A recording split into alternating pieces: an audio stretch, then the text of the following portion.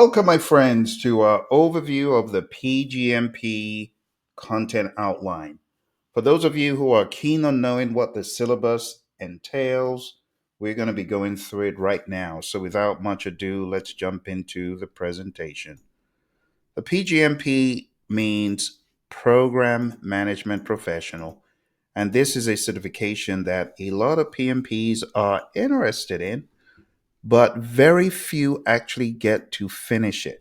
Some embark on it, but few finish it due to the rigor involved in the process. Let's take a look at the agenda for today. We're going to talk about the outline at a high level. Then we're going to get into the domains, strategic program alignment, program lifecycle management, benefits management, stakeholder engagement, and governance. So, this document, the PGMP exam content outline, is published by the PMI, Project Management Institute. We're going to go through the percentages on the exam, the allocations of questions in each group. In the strategic program alignment domain, you've got 15% of the questions. Program lifecycle management, 44% of the questions. Benefits alignment, 11%. Stakeholder engagement, 16%. And governance, 14%. So program lifecycle management is the largest of all the domains. You combine all the others, and it's just a little bit over half. Let's talk about the knowledge specific to domain one. Domain one. So, taking a look at our slide here, you can see that the first domain is strategic program alignment. The knowledge that you need for strategic program alignment is understanding of business strategy, knowing what the organization's objectives are, economic forecasting, feasibility analysis, financial management, legal, regulatory, market and PR, program and project management, and strategic and system analysis. Let's take a look at the tasks in the strategic program alignment domain. Now, I'm not going to read these verbatim. Instead, I'm going to add more value to you by breaking it down into more pragmatic business language. So, task one is to perform an initial assessment of the program to understand what exactly it entails, the requirements, and the risks in order to align the program with the strategic objectives of the firm. Concepts here will include vision and mission statements. Task two is establishing a high level roadmap with milestones and preliminary estimates. Task three is defining a high level roadmap and a financial framework to set a baseline for program definition, planning, and execution. Task four, define the program mission. Evaluate the stakeholders' concerns and expectations. Task five, evaluate the program's business case, the why behind the program, so that you can develop, validate, and assess the objectives, priority, feasibility, readiness, and alignment with the organization's strategic plan. Task six, analyze the available information about the organizational and business strategies, internal, external influences, and program drivers so that you can quantify the benefits that program stakeholders expect to realize. We also socialize the idea of a benefits realization plan. How are we going to realize the benefits of this program? Task seven, estimate the high level financial framework and non financial benefits of the program. However, you want to do that on a scale, this is what is expected here because you do know programs offer benefits that are not just monetary. You can have a lot of benefits that are intangible. So, this is where you decide how to pin those down. Number eight, evaluate the program objectives relative to regulatory and legal constraints, if any, social impact, sustainability, cultural considerations, political climate, and ethical concerns. Now, bear in mind, while these exist on the exam, not every single program may have such concerns, but you do need to be aware of these for your exam. Okay. Number nine, obtain organizational leadership approval for the program by presenting the program charter with its high level cost, milestone, schedule, and benefits to receive authorization to initiate the program. In all honesty, a lot of firms sadly don't do this, but this is good practice and it makes sense to have a program charter of some sort. Number 10, identify and evaluate integration opportunities and needs. For example, human capital and human resource requirements and skill sets, facilities, finance, assets, processes, and systems. It all has to be integrated. And finally, number 11, exploit strategic opportunities to for change to maximize the realization of benefits. So the main goal here is maximize the benefits, enlarge them. Exploit is the word we used to use back in the PMP exam. So hopefully you understand the concept of exploit. It means 100% guaranteed that you will realize these opportunities that exist where they do. So strategic program alignment. This is higher level, big picture think, leadership oriented mindedness. But when we talk about strategic program alignment, we're aligning the program with the strategic objectives of the firm and trying to understand that big picture vision, mission, roadmap, and ethical posturing. Okay. So that is the very first domain, 15% of your PgMP exam. Let's go over to domain two, program lifecycle management. This is a beast. It's 44% of your exam. There is a lot of content here. In fact, there is so much content here that I would actually rather show you the details in the document itself because it's huge. So you need to be ready for this. This is going to go pretty deep into the content. The first one is manageable, which is why I could show you that. But in this one, we are going into a lorry load of tasks, and we have to do this quick. Okay, here we go. Let me share this with you. I'm going to change the screen, come out of this. So we're going into program lifecycle management now. Here we go.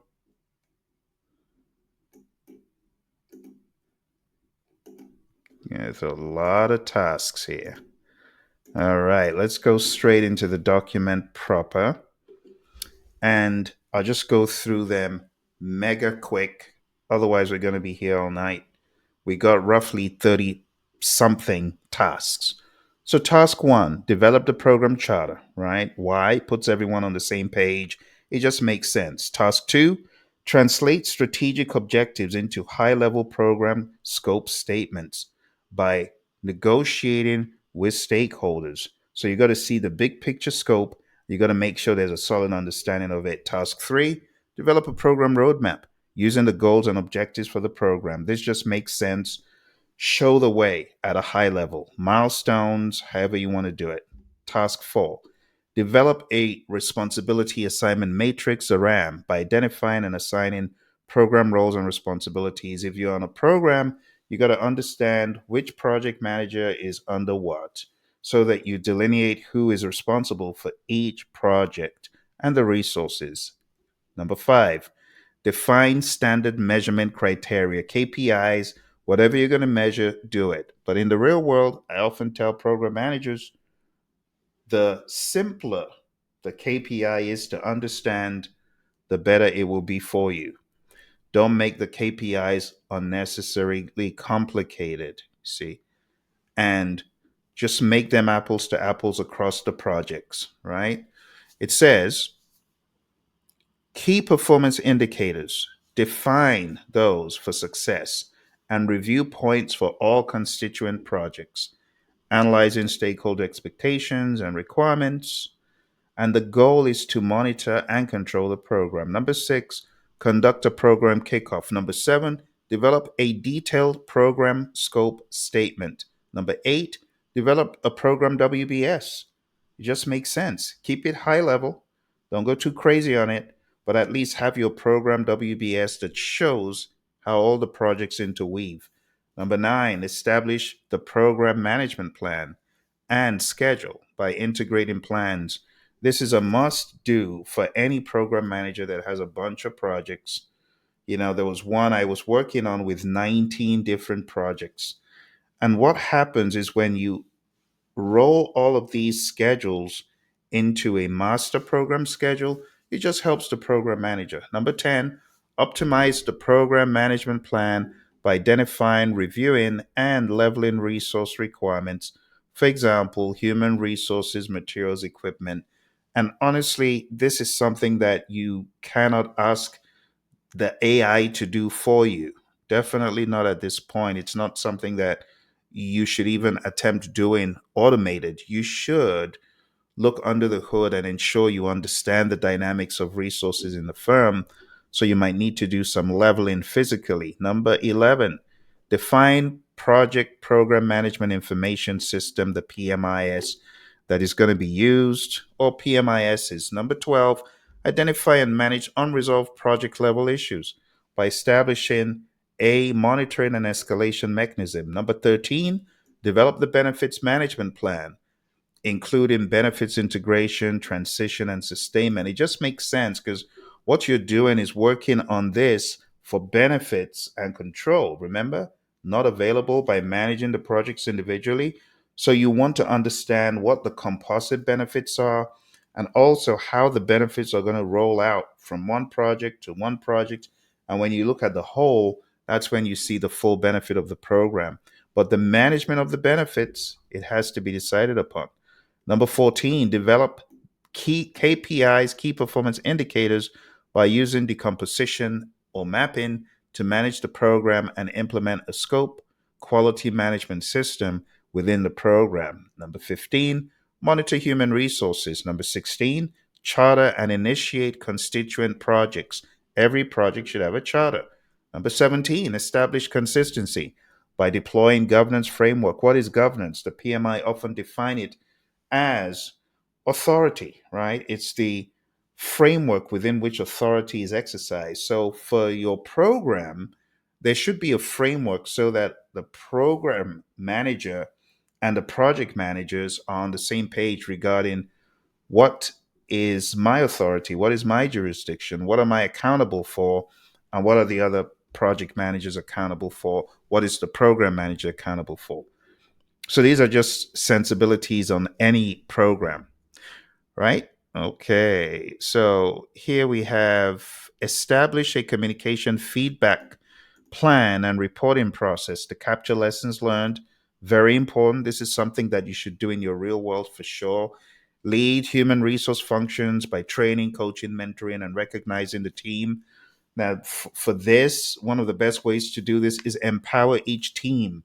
Empower each team to identify needs, that only they can see. And then you, as the program manager, you have your things you identify that the team should be learning. And both are important. Number 20, review project manager's performance in executing the project per the project plan to maximize their contribution to achieving program goals. Number 21, execute the appropriate program management plans, for example, quality, risk, communications, resourcing, and so on. Number 22, consolidate project and program data using predefined program plan reporting tools and methods to monitor and control the program. Number 23, evaluate the program status to monitor and control the program while maintaining current program information.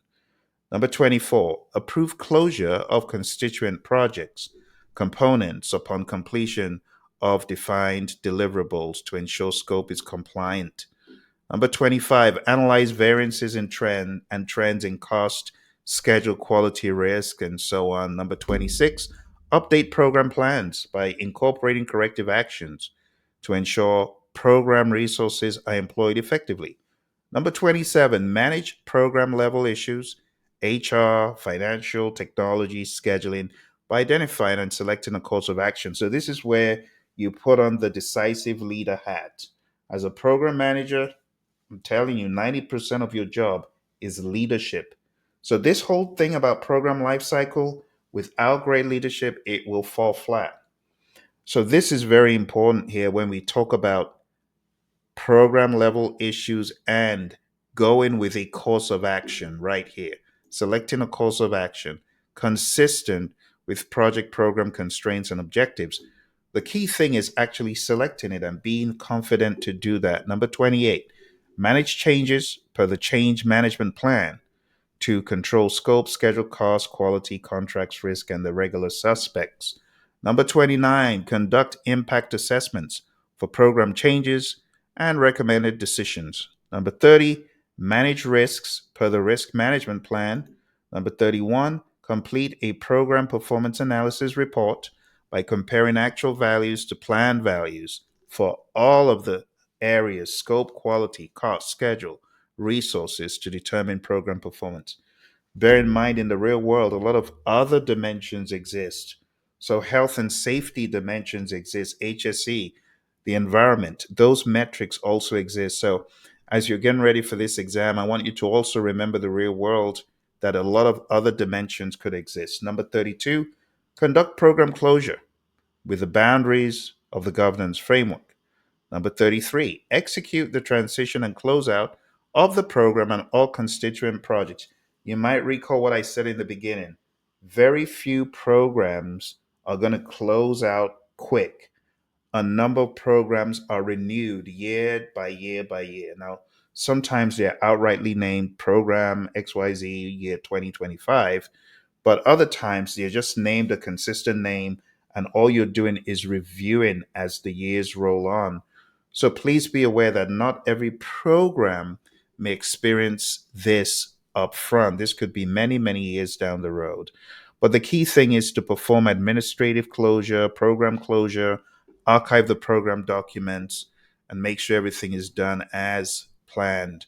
Number 34, conduct the post review meetings by presenting the program performance report to obtain feedback and capture lessons learned. And number 35, the final one, report lessons learned and best practices observed and archive to the knowledge repository to support future programs and organizational improvement. So, my friends, we started off going through the first domain. Now we have gone rapidly through the second domain, which was almost five times, uh, or I should say, three times bigger than the very first one. We had 11 in the first one, then we had 33 in this next one. So, domain one, strategic program alignment. Now we've covered domain two, which is program lifecycle management, and by far the most unwieldy. Let's go to our next part, which is knowledge specific to domain two. So things like benchmarking, closeout plans, decomposition, financial closure, logistics management, performance and quality management, and all these other itemized bullet points before your exam. You got to ensure that you are comfortable with all that stuff. Okay? Okie doke. So we've done quite well considering we were faced with a wall of text in domain two. And now that we are done, we're going to move from domain two into domain three. All right. So getting into domain three, we have here not that many tasks. Let's see how many tasks we have.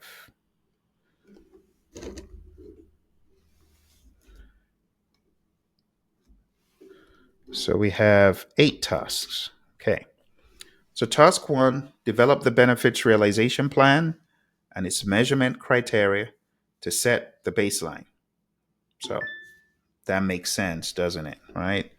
The baseline. Number 2, identify and capture synergies and efficiencies identified throughout the program lifecycle.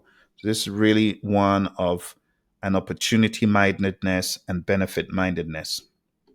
Number three, develop a sustainment plan that identifies the processes, measures the metrics, so that when you transition whatever has been done to the client, there is a sustainment of the benefits, continued realization of intended benefits. So, whenever that transition happens.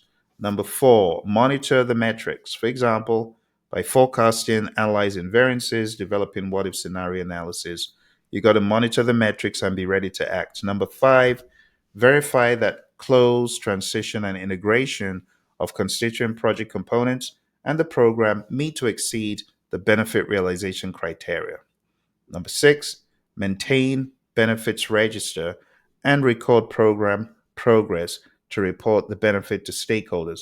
Now, let me be honest with you. A lot of programs, they don't have a benefits register. They're not tracking the benefits. When they get done, they just walk away. But that's not the way to do it. The right way to do it, the PMI way, and when you eventually become a PgMP, is to sensitize the firm to these things by leading by doing. All right. Number seven, analyze and update the benefits realization and sustainment plans for uncertainty, risk identification, risk mitigation, and risk opportunity to determine if corrective actions are necessary and to communicate to stakeholders. Number eight, develop a transition plan. It just makes sense, right? So the transition plan is to hand this over to operations to guarantee the sustainment of products and benefits delivered by the program. Again, you got to understand the phase by phase nature of many of these. You start off a program, then you finish one or two projects, then you hand over, then you're continuing the program, then you get more done, then you hand over. So it's a cumulative effect on some programs, not all, but some are like that. The knowledge specific to this: benefits optimization, business value measurement, decision tree analysis, maintenance and sustainment of program benefits post delivery, performance and quality metrics, program transition strategies. All right, my friends, let us get into our final, not the final, almost the final.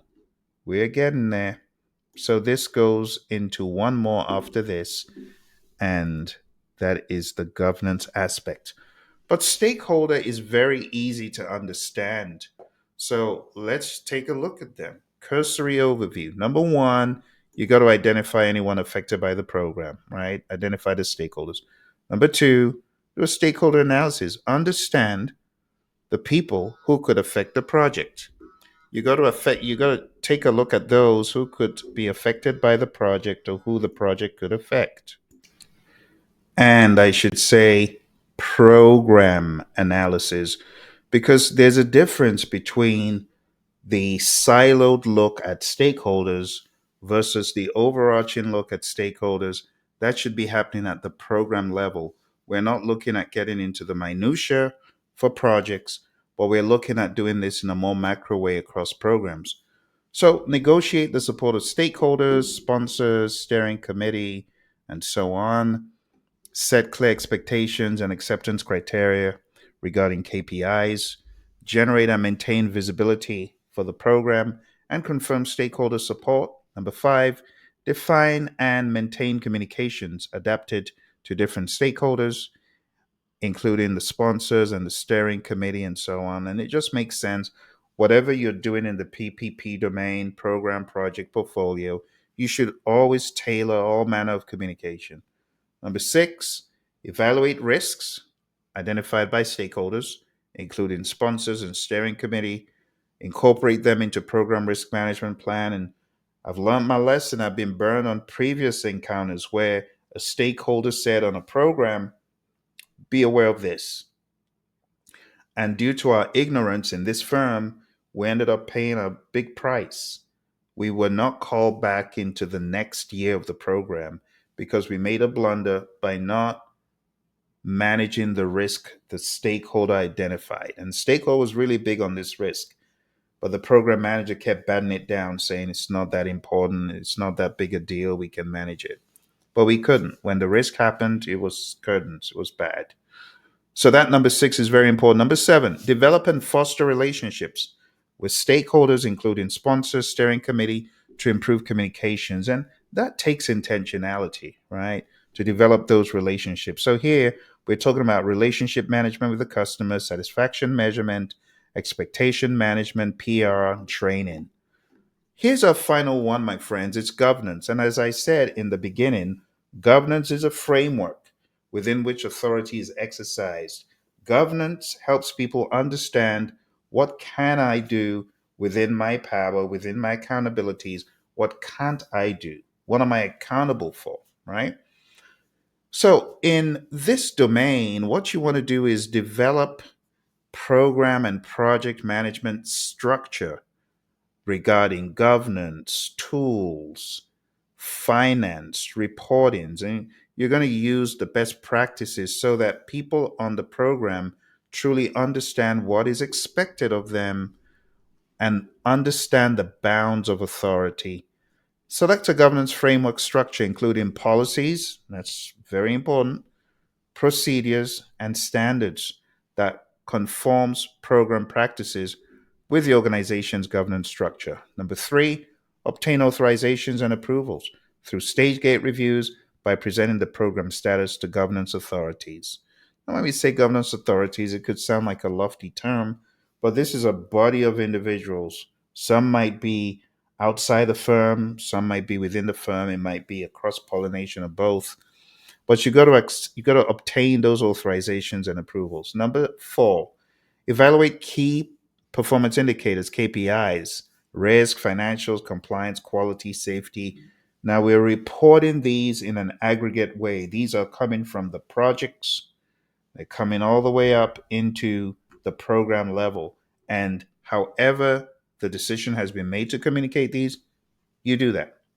Number five, develop and or utilize program management information systems. Why wouldn't you? In this day and age, you should, right?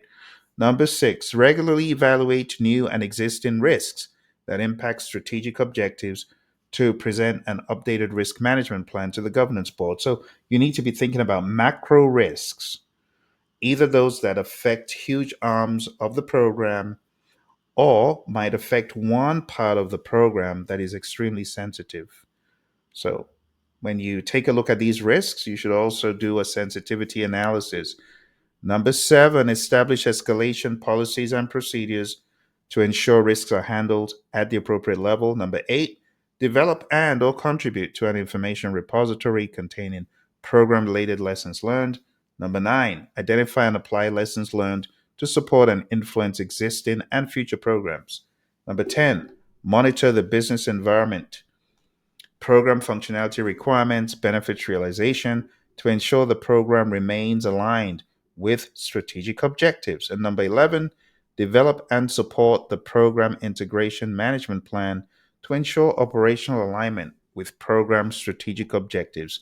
I have to be pretty honest with you, as a practicing program manager that's had experience in various industries in the world of divestitures and in the world of information technology, in the world of engineering, in the world of defense and space. I'll tell you this: program management differs, varies, organization by organization, project by project. Some projects, it's a loosey goosey governance, and other projects, it's more rigorous, more streamlined. So, on this exam, you need to put yourself in the hot seat of a program that is uber technical in terms of following the processes and procedures, knowing the tools of the trade, following the path. Like the program lifecycle management piece with 33, you need to be all over those terms. Okay. So, my suggestion to you is, if you haven't mastered the lingo and the sensibilities of PMI's presentation of program management, if a lot of what I'm saying here is like Greek, it's probably time for a step back and a rethink about being ready for this exam because I don't want you to go blow money on this exam. It costs money more than the PMP, a lot more than the PMP, and it costs your time. You got to study like relentlessly and you got to get good. And that's why there are not too many PGMPs in the world. Okay. Now, as far as the value that the certification brings, it's really perceptual and it depends. Because, like I said, in some firms, you can study all of this to the cows come home, but ain't any of it being used. What is being used could be a very different palette, a totally different mix. So I could say a lopsided mix of one domain over another. Some programs thrive more on relationships than anything else. I've seen a lot of them in these nonprofits. They thrive based on collaboration and interrelationships, not tools and techniques. So it's more leadership. But for this exam, it's everything. It's leadership, it's governance, it's the program lifecycle components, it's everything. Okay? All right. Let's close this out now that you've gotten a good idea. We got knowledge specific to domain 5, archiving tools and techniques, business and organization objectives, closeout plans, go no go, financials, stage gates, and all these other things you can see. Okay?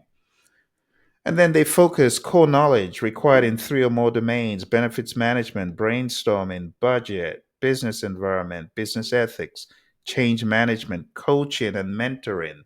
And there's so many of them, which I am not going to read all, right? Core skills required in all domains: active listening and analytical thinking.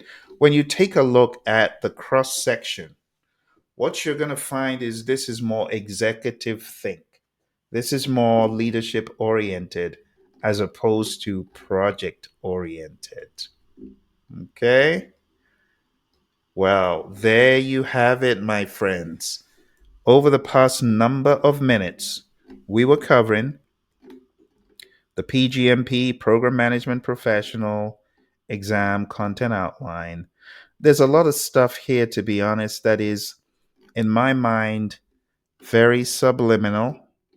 You're going to have to dig deep and really spend time listening to this again to ensure that you understand the flow of ideas and what PMI is really trying to say, why they're trying to say it. Program management is a different beast, very different from project management. Related, but it needs a different kind of muscle. And that's a big picture visionary view compared to PMP. It's one that is able to collaborate with project managers working with them, with leadership where the portfolios are crafted and the directions are coming from on high. So you're still in the middle, maybe just higher up, but then you have the project managers that are reporting into you. So it's a lot of responsibility. I hope you enjoyed this breakdown, my friends. I hope it made sense to you. If it did, smash the like button. And remember, many more videos about the program manager interview. Very soon, we're going to be starting our program on program leadership. This is for those people who are PMPs, but they want to get to the next level in program management. And maybe you're not able to take the PGMP because it's price prohibitive, but you can attend our section of lectures that will equip you with the knowledge and tools and skills for you to operate in either the world of agile, hybrid, or predictive program management. Okay, so if you're interested in the program leadership track, drop us a comment below, send an email, just let us know so that we keep you in the loop for when these lectures are going to happen. And you'll be able to get the certificate that shows you are a program leader because leadership is everything, right? The tools are great. But again, not everyone can afford to take this exam. So if you're keen on taking another exam that focuses more on program leadership, let me know. Send an email to support@praizion, especially those of you PMPs. We have requirements for this program. We want people who have gone through project management, and are now getting into the world of program management. If you have a program to hand, or you have that inkling that it's going to be coming down the pike, you're a good candidate for this. Okay. But if you have the funds and you're working on the PGMP, I wish you all the very best. You take care and bye for now.